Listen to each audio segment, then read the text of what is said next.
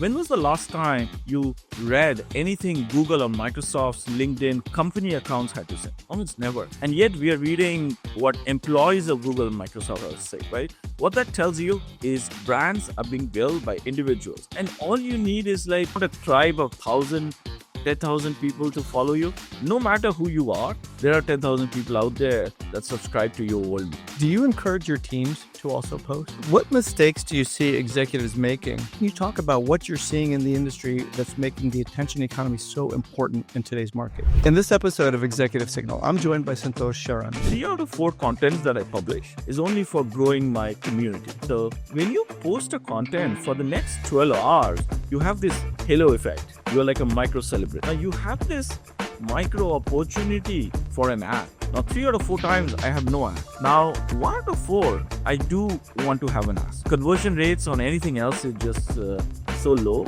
but conversion on this is super high. I think you just shared a playbook that every executive can use. He was an executive at ZoomInfo where he joined when the company was around $10 million a year after 12 years. And then in the next 3 years, he helped grow inbound from about 300 leads a month to over 40,000 leads a month, which then grew the company to $100 million just in a few years. Then he went to Apollo where he helped it hit unicorn status in about 18 months. And then he joined Adam Robinson at RB2B, and with a 3-person team, they had about 50,000 accounts in 8 months, now doing about $5 million in ARR in just 1 year. Pretty incredible growth. He's now building Zir AI, which we'll talk about, and his LinkedIn posts get tens of thousands of views all the time, lots of engagement. And in this episode, he's going to share how executives can get noticed in today's attention economy to drive visibility, credibility, and pipeline. Santosh, welcome to the podcast. Thanks, Raj. So thrilled to have this conversation. Looking forward to it. Yeah. And, when we were talking about this during our preparation for it, we talked about the attention economy and how this is really changing the game in terms of subsidizing CAC, cost to acquire a customer, and lots of other metrics. Can you talk about what you're seeing in the industry that's making the attention economy so important in today's market? Absolutely. So there are 2 big vectors that we need to be aware of that leads to why attention economy is becoming so important. Number 1, the CAC has been rising dramatically in the last 3 years. So there was this research from Winning by Design in Europe that looked at top 50 public SaaS companies, and they found that the CAC had risen about 60% in the last 3 years. Now, the question is, why is CAC rising? And that leads to the second vector. So with AI, the cost of building a product is going down to almost near zero. What that means is there's just going to be more and more new entrants in the market. And the TAM is not growing at the same rate new entrants are coming in the market. So then revenue has to be shared. And then this is kind of resulting in higher CAC. Now, back to attention economy. Now, if you are one of those vendors and you had a hard time competing with 30 competitors, get ready to compete with 300 in the next 12 months. Right? And everybody is going to look the same. You can no longer hide behind a superior product because AI is also creating product parity. Because if you put in 6 months and build 2 beautiful screens after doing a lot of product research and survey, guess what? Within next week, all your competitors are going to copy if it's a good idea. AI is enabling it to move faster and faster. So all products are going to look the same. Number of product vendors are going to explode. And the challenge shifts on how you're going to differentiate, how you're going to capture your buyer's attention. That leads to a great point is how do you do that? We see some people like you, you're a very prolific poster online on LinkedIn. You hear some very deep thoughts. And I think a lot of executives look at themselves doing that and they just get stuck. They freeze. They're not sure what to post. Maybe they feel like they don't have the time. And what I've heard as a counter argument to that is that you actually don't. You better make the time because there's nothing better to do for growing your business, for your go-to-market strategy. So can you comment on that? Like, what do you say to an executive who hasn't actually posted, who should start posting to actually drive that attention that differentiates their product? Yeah. So those days are gone when teams build brand. When was the last time you read anything Google or Microsoft's LinkedIn company accounts had to say. Almost never. And yet we are reading what employees of Google and Microsoft have to say, right? What that tells you is brands are being built by individuals. So the prime role of execs are to build these brands in moving forward. They cannot be relying on their branding team. They have to provide air cover to the rest of the company. Why executives? Because they have the stories, they have the experience. Arguably, they are an executive because they have a strong sort of journey and a story to share. You can't expect. I mean, think about the last decade or two. The junior most employee in my organization, the SDR, tries to connect with the senior most employee of my buying organization, the CEO, right? And that has no value to provide. Why should they earn the right to talk to like 20 minutes of CEO's time, right? That was an inefficient process. The right way to do is the CEO on one company connecting with the CEO on, or decision maker or exec on the other company, right? And that one-on-one, you can do it, but how do you do this at scale? And that's where I think a lot of the new playbooks are being built on how do you capture attention, how do you post content. So another advantage execs have is in the course of the business, they run into very interesting business problems or business solutions. And all execs do in their own vertical, in their own business. What I do, and this is my personal hack, it might work for others, I keep a notepad open throughout the week. And as I find something interesting, either a solution or a problem, I realize there are hundreds of people out there that may have the same problem or looking for the same solution. I keep a note, and then over the weekend, I block out like 2-3 hours of time to go over that and turn them into a couple of posts for the week. That's a great approach, and I've talked to other executives about it. I call it story banking, where you have a lens on throughout the week. You're not going to be writing something throughout the week necessarily, but at least you're tuned in. You've got your radar up so that you can receive information that says, "Ooh, this is something that made me really think." Probably other people are experiencing the same thing, and you make a note of it. That's great. I sometimes find that I do my best thinking when I go on walks. And I just keep my phone and I will stop and I will just hit the record button, record my like 30-second idea, and then just keep walking. And it makes for a lot easier content creation. And I think this ties into why Goldman Sachs is saying that, we're in such a creator economy right now that in just the next couple of years, it's going to be a $500 billion a year business just creating quality content. With all that noise, you've got to have a signal. And which is why we call the podcast Executive Signal, is how do you get that signal across? Let me ask you this. So how do you recommend that executives start showing up publicly to build their personal brand? Because they may not feel like they want to share anything that feels, I don't know, vulnerable. Maybe they hesitate to click post because of a reaction they might get. And so how do you overcome that fear? No, that's a great question. I have undergone some of that myself. So for people that don't know this, 18 months ago, my LinkedIn had only 4,000, 5,000 followers. I never wrote on LinkedIn. I was one of the first users on LinkedIn, but I really invested time. But when we were thinking of doing our B2B, we realized that this was the most efficient way to connect with a user, build a market and co-create and work in public. So we intentionally and deliberately started this LinkedIn journey. Adam started before I did. But in the last year and a half that I've done this, I have seen the growth and the value, and I could apply this community that I've built to any business that I do from moving forward. Well, let me double click on that. That's a really interesting point, because I think some people might be thinking that it's just, okay, I'm building a network so that I can sell for this particular business. But you just shared that this is now your network. This is your community. So you alluded to, you're going to have another business in you at some point. And so going forward, this is something you can take with you. And I think people may not always realize that. Totally. And I think the future sales reps will have each have their own community. The bigger community they have, the more influence and maybe more seniority they'll get. But then once they switch over to another company, they'll take the entire community and make them Yeah. buy new products at the new company. So Yeah. influencers are the best, are going to be one of the better sellers. Yeah. That's a if that's not a compelling reason to start posting online, I don't know what is. So you So can take this network with you. Yeah. I'll answer one part of the question that you asked before Yeah. I forget.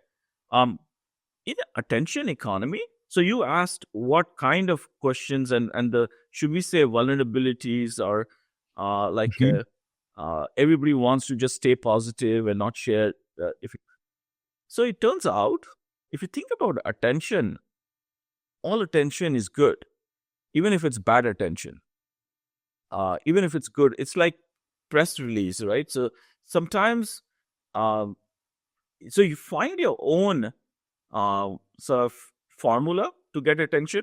Now, it turns out on LinkedIn, if that's one of the primary B2B channel, everybody's just sharing success and uh, good news and so on. So if you go there and share vulnerability uh, to that's still applicable, maybe related to B2B, or if you do shit posting, but not go too negative, kind of manage those content actually do far better because now you're differentiating from many other.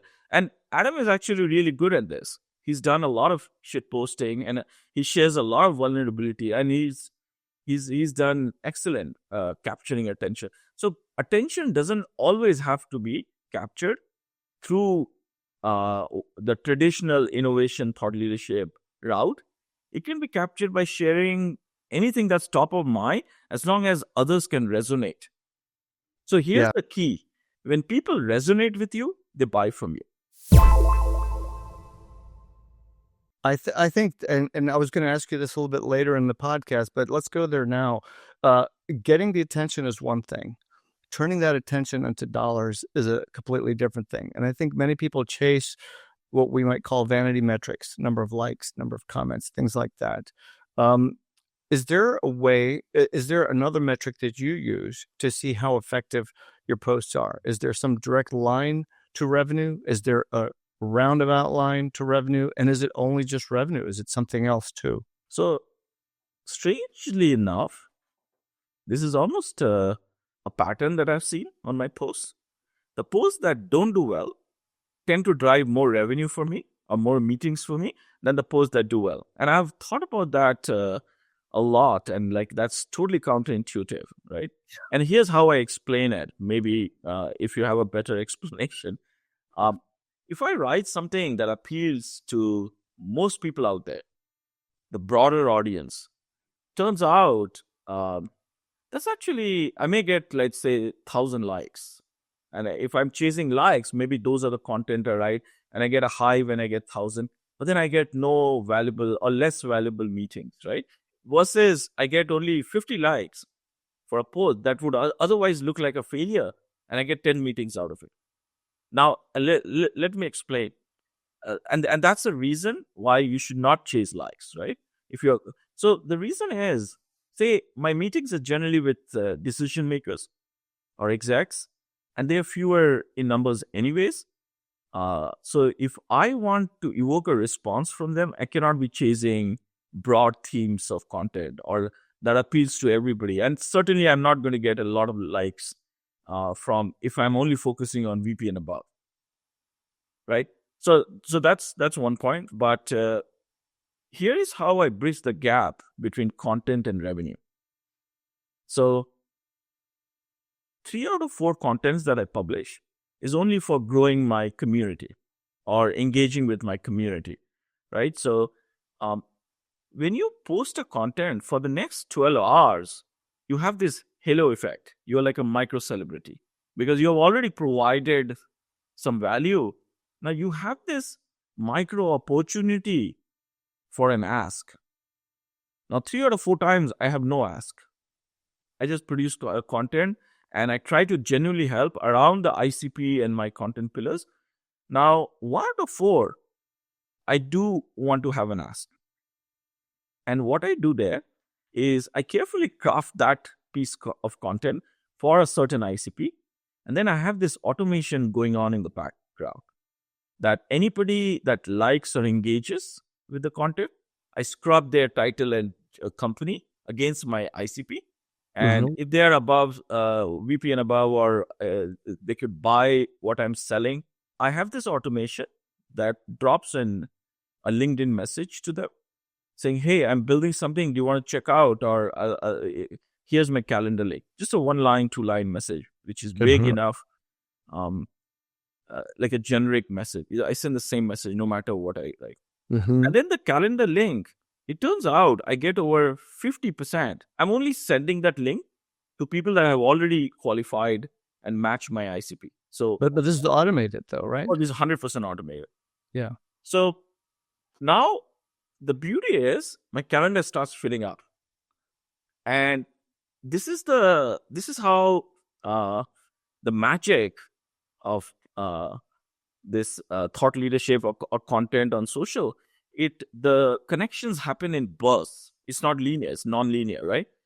Now, because these people have gotten value from me already, they're indebted. They want to do something, and they want to connect, and they want to talk to me. And I keep those calls very short, 15 to 20 minutes. Mike, every time I've done this, I've gotten like 50 to 100 meetings booked. Eventually, I pull that link and I stop that automation because the next 4 weeks of my calendar gets booked, and I can't take more meeting. Now, I find I've experimented. I've done this 10 to 15 times now.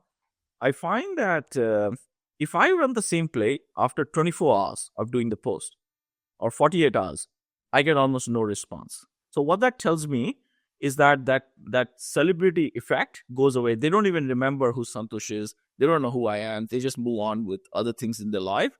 Mhm. But if they were impressed with your content and their senior folks, try to get them within the next like 6 hours. Okay. And that's one of the most everybody I've shared this with have benefited tremendously. Conversion rates on anything else is just so low, but conversion on this is super high. Let's dive a little bit deeper into this because I think you just shared a playbook that every executive can use. Is there a tool that you used for this that's already out there, or did you build it Yes. through vibe coding? So So no, I had somebody build it for me. But there are a lot of tools out there like Phantom Buster, Expandy, and so on. You could use it's customized for me. So I just used APIs from one of these vendors. okay. So you've got that full automation going, and within 6 hours, you time it so that they receive a note from you because otherwise they've already forgotten about you Sooner because the they've just better. gotten busy. Maybe Yeah. 2 hours, 3 hours if you can do it sooner, because they Mhm. may not even read the message for another few hours. I think this ties with something that Sales Law found years ago when they studied the if you have a demo request, that if you respond back just within Right. minutes, Right. you actually have I think a 21 Very high times percentage. Yeah. huge change in your ability to connect with that person. Even just waiting an hour, you've lost them. Exactly. And I see a similar phenomena on LinkedIn Engagers. That's a mhm. complete untapped opportunity. People engage with LinkedIn, but then the authors are not asking for anything in return. So now another thing I've heard from many executives is, well, that would be fine and good if I had people engaging. Like the content that I post doesn't even get people to engage. I might get like a few likes on it, and that's it. So, and by the way, I also have experienced the same thing where the posts that have the least amount of engagement, few comments, few likes. I mean, I just was in a meeting just yesterday where somebody saw a post a month ago, scheduled lunch with me. He has never clicked like, never clicked a comment, Right. yet he's opening and he's reading and All it's the time. registering, Yeah, right? It that's true. So that's the way. Attribution is difficult, and likes are not the right attribution. Likes and impressions. yeah. But imagine if you get one meeting. Now, if you're getting zero attention, then maybe there's something wrong with the content or ICP. Or so one anecdote. I love AI and the impact of AI on future of work. My background is in engineering and so on, so I can get very technical with AI. But my community has been built around go-to-market, sales, and marketing.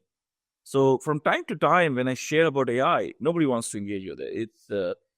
I suddenly go from like 400 likes an average on a post to like 20 likes, and it's Mm. very disheartening. And so I, for whatever it, because it, your success creates a self-fulfilling prophecy, right? It just keeps becoming bigger and bigger of the same thing. It becomes a bit of an echo chamber of people, right? So you want to Right. play on that rather than bring in new uh, ICP, which that's something to keep in mind. If somebody is getting no engagement, despite being an exec, despite sharing, maybe their audience is not aligned with what they're writing, right? Hmm. But Yeah. once they align everything, there's no reason why there should be no engagement. What mistakes do you see executives making that just reduces their engagement or even the quality of their post? Do you see something happening? One mistake I've seen execs, well, few different. I think they use borrowed ideas, because if Mm. somebody has written a post that became successful, if I rewrite or write something on the same talk, that's chasing somebody else's is a, I, I, and then having someone else write the post Mm. completely is also. Yeah. So I write my own posts. Um, I think it's better to have somebody clean it up, right? But then the idea itself, the genesis, the narrative, they should totally control and let someone else. So that way, people are busy. They're only going to spend a few seconds in the post, and they can see through it whether it's genuine. And Chat GPT, I think sometimes does a good job, sometimes doesn't. Um, Over reliance could be tricky. And the last thing, not paying enough attention to the hook, because hook is Mm. the key reason why posts do well. So finding a way to make it entertaining, not just education, which is dry, and but entertaining education is really what people are looking for. I totally agree with you on the hook, and I've seen things that I've tested where the more emotion I can put into that hook, the stronger the response. But then again, that doesn't always correlate to revenue, so it really depends on the purpose of a particular post. And to your point, you said you spend like a portion of your writing creating things to build your audience, and then the other portion to educate your audience, which is what actually drives the business? So Or is there like another mix in there? not necessarily educate. So whenever I need meetings, and so maybe I should share how where I use this in my Yes. workflows. So certainly, if I have to sell something like in RB2B, I wanted new users and customers, I could drop a post and get hundreds of meetings in my calendar for the next several weeks, right? And each of those meetings is, so we didn't have a sales rep at that time, so, or a marketing team or a sales team. So I was just using it to drive demand. Uh, but at Zier, I've been using it to validate or do market research or validate some of our product assumptions. So Uh-huh. then I write a post about, say, this general topic I'm building a product on. And then people that engage, I again scrub their titles to see who of them are relevant. So, for instance, I wanted to get some feedback from sellers one time and buyers another time. So I spoke to about 150 seller and 150 buyer uh, through two or three of these posts. Interesting. Is there a post that you did that just completely surprised you with, and from both directions? One, I thought this was going to do well and it flopped, which many of us have had. I think, and then on the flip side, that you just posted something and actually generated way better of a response than you thought. And if so, what were the characteristics of that? That's a hard one. It happens all the time, all the time. Like sometimes I'm so proud of a post, and it like turns out to be a dud, and then Yeah. I feel like it's going to be average, and then it turns out to be a zinger. So Ooh. happens all the time. if I knew, I could. I can't claim to know Yeah. exactly why my writing tends to be not that emotionally charged. I Uh-huh. found that Adam's writing, I compare because Adam and I both were doing it at the same time. He and his personality as well. He loves storytelling and he engages better. I tend to do more thought leadership type content, more investigative research type content, which Uh-huh. by definition, I found, if like you said earlier, if you can add more emotion, more drama, more use words that are more bombastic, you tend to do better than if you are because people are looking for, like I said, a little bit of entertainment, Mm. but also education. I think what you said about the different styles between what he's posting, what you're posting, is so important because you're both being authentic. Right.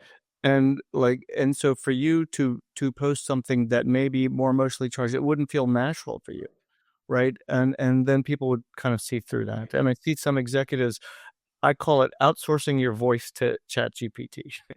And that's getting just tossing in a quick idea in your prompt and getting something and copying, pasting. And I jokingly say that there are people I know who are not very articulate in real life who look like poets on LinkedIn. And, and you can see right through it. And so it makes you. You made a really good point. So, my recommendation to execs would be, don't even try to figure out what works. Try to express genuinely who you really are. Mhm. And the world is so big. It's so big. There are like hundreds of millions of people on LinkedIn, right? And there are all kinds of people out there. Some like lots of drama, some like shit posts, some like, Yeah. there are all kinds of people out there, right? And Mhm. all you need is like a very small, like if you want a tribe of 1,000, 10,000 people to follow you, that's a ridiculously, no matter who you are, there are 10,000 people out there that subscribe to your worldview, right? Just find a way to genuinely, consistently, and with a lot of credibility and trust, keep saying the same thing again. So in the beginning, it may be slow, but once people latch on, I think the key is genuine trust and credibility. This is what can go wrong if you start copying other people's idea rather than focus on who you really are. Yeah, I think that those are such wise words, and I would, like you, would encourage a lot of other executives listening to this to do that. When you first started posting, did you go all in and say, "Okay, I'm gonna do this 5 days a week"? How did you get started with that, and how often do you post now? So when I first started, I was doing maybe 2 times a week. I picked it up during our B2B. So I changed my frequency based on business need because it does take time. So I'm not. This is not like an Instagram or a Twitter. This is LinkedIn. Eventually, I look at, am I getting enough returns on my effort? Mhm. So Okay. when the need of the business was, I post more. I was doing about 3 times a week. Right now, we are still building product. We are not ready to sell. So I'm kind of slowed down. So I'm doing Mhm. about 1 time a week. But Okay. in the next 3 months, as we go back to the market to start selling, I'm going to go back to doing it 3 times a week. Okay. Well, I'm looking forward to seeing what you have to share. Um, do you encourage your teams to also post? I do. I haven't had a lot of success because I feel like what I do works for, say, engineers or other parts of the org as well, because everybody's looking for uh, solutions, new playbooks, and every company has something to share that others can benefit from, right? Uh-huh. Where Uh-huh. else are we going to share when we don't know the email address of everybody in the world, and it has to be on a forum like LinkedIn, right? But honestly, I haven't had a lot of success getting larger organization into it. But I do think execs, and if not everybody in the exec team, it should be a few. having one person um, is actually not as good as having at least two or three. The reason is when you have two or three people, you are not just increasing your footprint, but you are helping each other be successful. Because you start building brand. Like Adam and my case, we always reposted each other's content. So right from the back, we were both had significant following, so we could get a boost. So all our posts did very well. And if we had say multiple people, um, so two having two or three almost starts to guarantee success, rather having one. Let me tie back to the main theme of this particular episode, which is the attention economy. Now, back in your Zoom Info days, going from 300 leads a month inbound to 40,000, you did that through programmatic SEO. And you found that when you're at Apollo, it worked, but not to the same degree. Is this a technique that still works to get a company's signal out there and create that awareness? Or is programmatic SEO on its way out because of LLMs? Right. It's partially on its way out, but it might still work to some extent. So, the foundations. So every company is sitting on a bunch of data, and data companies certainly are sitting on a lot of data, right? So if you publish that data online, so at Zoom Info we created maybe 100 million pages. Now think about which are the companies that are popular on search engines like CNN or Time Warner, because they do have 100 million genuine, distinct, valuable pages. The people search for something, your CNN shows up result, and that's why they are authoritative source, right? Right. So I realized that as a data company, we had hundreds of millions of record. Why not make a page for every person, every company, and put it on Google or Microsoft? And just for everybody listening, the idea behind that would be you type someone's name into Google, and because Zoom Info had data on that person, you would see a portion of that on a page, right? Right. Yes. And then Google would naturally rank you higher, and then suddenly Zoom Info started showing on the first page. First page. For yes. for a lot of search queries. So yes, as soon as we turned this play on, we went to 40,000 or tens of thousands of leads a month. And then we had to hire a whole inbound SDR team to qualify those leads. Now, we did the same thing again at Apollo and again at Contact Out. But what I saw is increasingly, you got less and less returns on the same play. Because Google got smarter, because they saw that, okay, if I run the search, first I would only get Zoom Info, but now I'm getting Zoom Info, Apollo, Lucia, like 10 other results on the same person, right? And they're all Santosh behind it, right? Yeah, no, I like, intellectually, I find it very interesting when the same thing doesn't work. Same playbook on competitors. And I mean, this was Google's was involved, but there are other similar strategies that didn't work, even though nothing to do with Google. But you're right. In the days of LLM, search, there's massive disruptions going on SEO and programmatic SEO, certainly. So I think where we are going in the next 12 months, so there's short term and long term. Short term, AI answers are taking over, right? Yes. So then that is decreasing inventory for ads, right? But long term, and by long term, I mean 2 to 3 years, not like 5 to 10. What's going to happen is the search itself will be done by agents. So then there are no humans to even consume. So that changes the very definition of SEO. So now the question is, how will the world evolve? So I think there will be SEO, but right now it's keyword-based SEO. But it will be conversational AI SEO. So because users would be in the middle of some conversation to buy something. Right now, users are just running a query and they're transactional. They run each query is disparate against each other, and we just match with a keyword. keyword, right? But in future, especially when agents are matching or users are, they will know, LLMs will know which stage the conversation is. It very early stage or they're getting closer to buying, Mm-hmm. and they will pass that. And so the bids are going to happen not just on keyword, but on the stage of the conversation. And whether Yeah. it's agent on the other end or it's human on the other end. Yeah, this has a lot of implications because right now enterprises, when they want to narrow down tech stack that they need to get, they will just go buy a Gartner report. They've already done all the thinking and the research and the analysis and say, okay, these are the top 10 companies you need to be talking to. They're magic quadrants. And then they just say, okay, just let's start talking to these companies and getting quotes.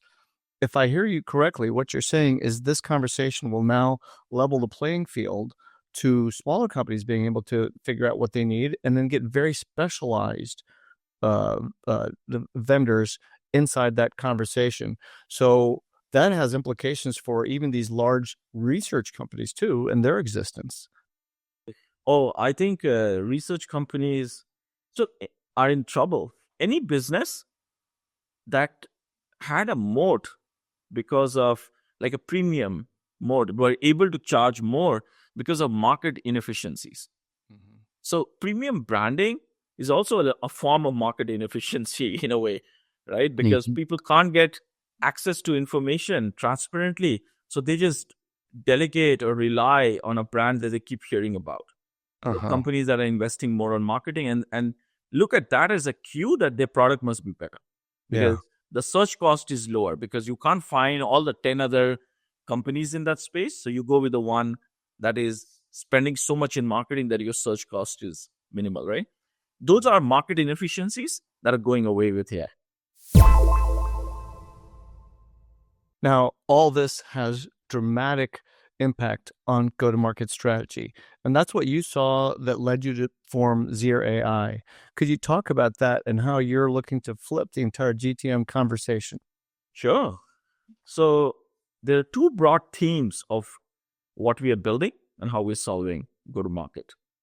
So, one, I found that about 50% of spend in go to market teams are spent on top of the funnel, lead gen, and conversation. This leads to all kinds of uh, conversation that sales is involved in that doesn't lead to any outcome, because they have to send 10,000 emails to talk to 100 people to get only 10 that are in market. So there's so much of inefficiency and investments built into this, and hence the cost of CAC is just perpetually rising. Mm-hmm. So what we are doing, so two themes. One, we are solving this top of the funnel problem where we want everybody that signs up to a platform gets an agent. So we have a seller agent and we'll also have a buyer agent. And these agents talk to each other. So in the beginning, they talk to humans. But internally, we are already seeing conversations between two agents. They talk to each other and they do a match. So they say a buyer is in market to buy a CRM. Right now, they only have time to check 2 or 3 CRM. But the agent will comprehensively look at 40 of them.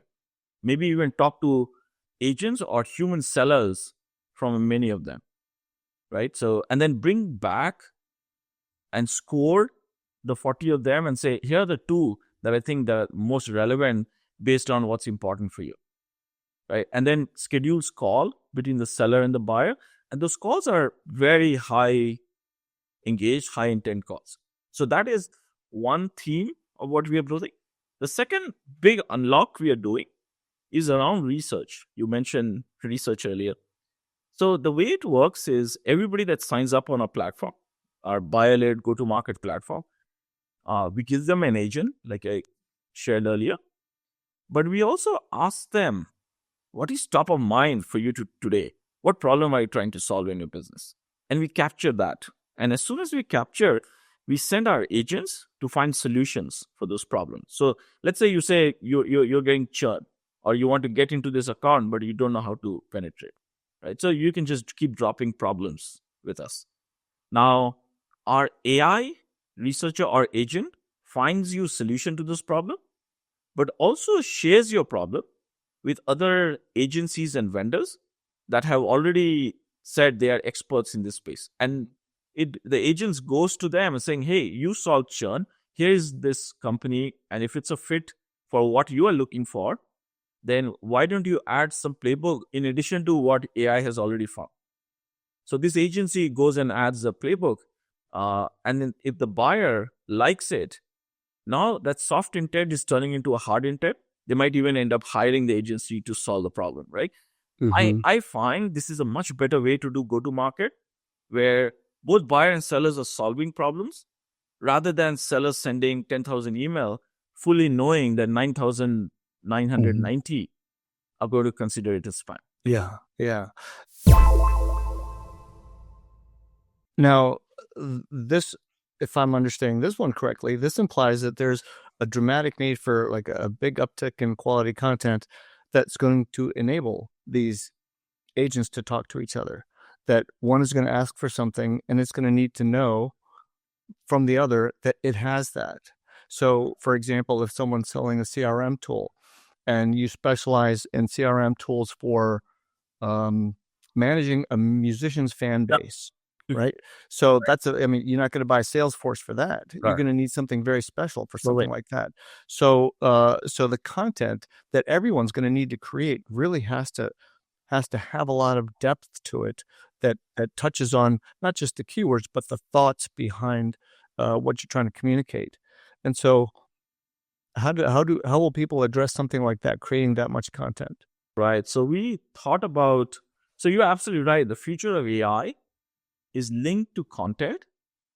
And if you allow me to go a little bit deeper into this, because this is what we're doing, we've thought about that a lot.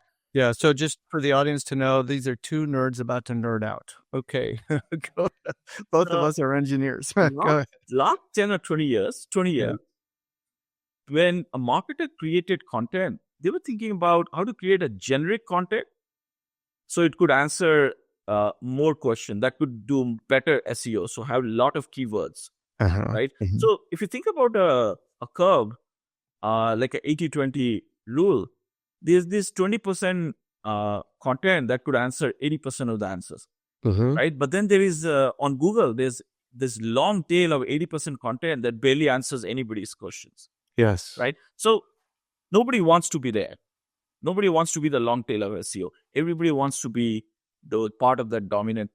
But the nature of that content is you always end up writing generic topics, not niche topics. But AI performs very bad with generic. AI needs very niche topics. Specific. Yes. Right? So when we started Zero, we said, maybe we encourage people to write content or go into their email Slack or find content to load it up and train. But eventually, what we found is training. So we obviously take whatever content we get publicly and so on to get started on individual agents.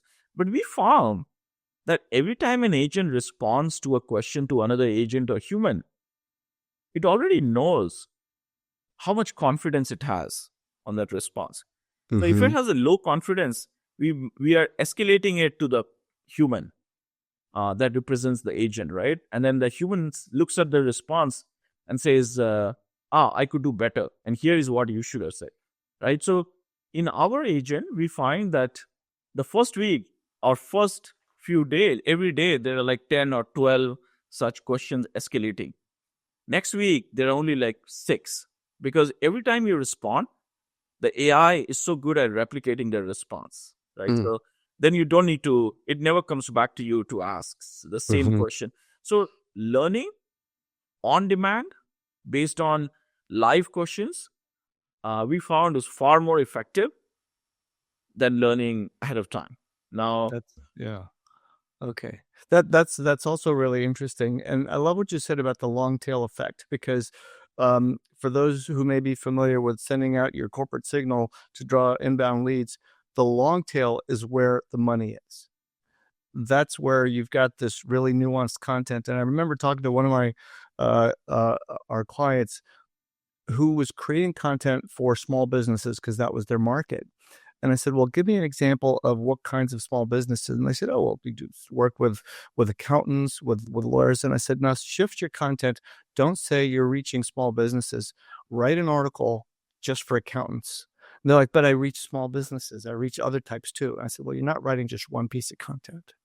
And I think that's the big mind shift that people have to make, to your point about getting the content so that it really addresses the needs that person typing in a detailed prompt is looking for.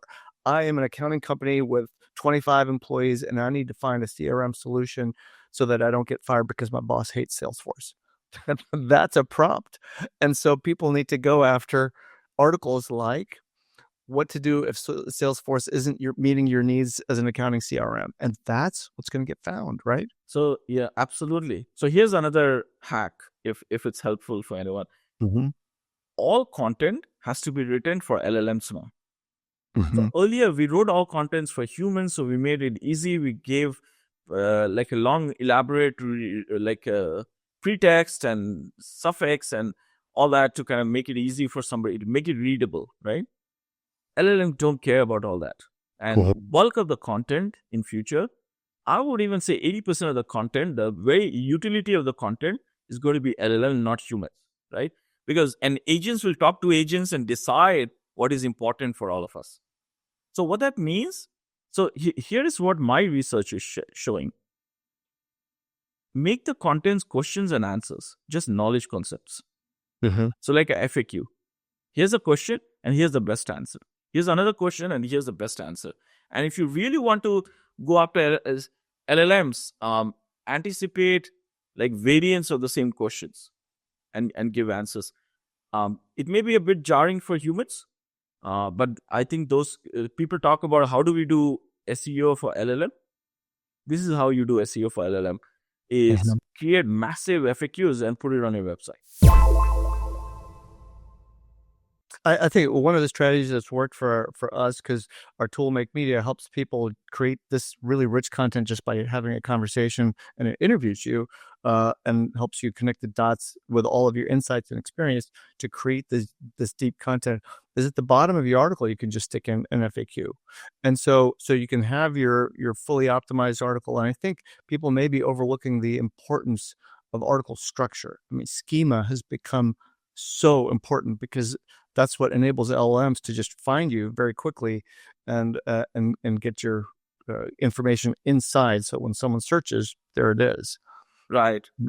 So the shift, since we are talking about shift of search, the shift, mindset shift on content earlier was, how do I get found? So then keywords and how do I just get found? That was the goal. Where we are shifting now is, I don't need to be found. How do I get differentiated? Because everything is looking the same. How can I stand out? And when somebody says, which tool do I buy? How can we arm the LLM to say, this guy is better, or our company is better, and here's why. Because everybody else will have the same text, and LLM will have a hard time saying who's better and why, except one company that creates the right content, right? So being found or discovered to being differentiated. Yes.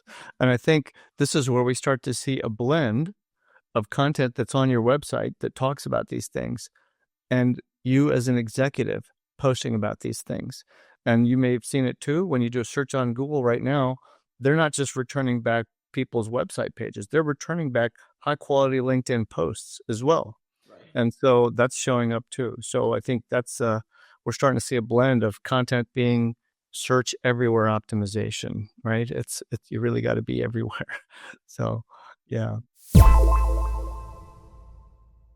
What are some final thoughts you would have for an executive who's looking to make that leap? And all kinds of executives could be listening here. So it could be somebody at a large company, or it could be an executive, maybe as a COO looking to get a promotion to a CEO level, and they need to be producing content. What are the couple of quick tips that you might have to get people started and off of the lurker bench and into the actual content creator bench? Make this content journey a way to discover yourself and express yourself. Learn more about yourself. Stop copying others, or stop connecting it to how do I get success. Success is a byproduct of being who you truly are. All of us perform best when we are in our own zone, when we are comfortable with the identity, when we know exactly who we are, and we play the game by our strength, not by other people's weakness, right? So Yeah. this is a great excuse to know, identify, and if you don't do it, who will? Those days Right. are gone. And this is the Right. very reason you exist. If you're an Yeah. exec, you have Yeah. no more excuse to have somebody else do it. Now, you can't have your SDRs go out and create audio raps. They are not supposed to be doing this. They're junior. They don't have stories or experience. If you're an exec, it's your responsibility. It's like telling your 6-year-old kid to take decision when you should be taking decisions. That's right. That's right. I think the more authentic you are in your conversations, the better your content will perform.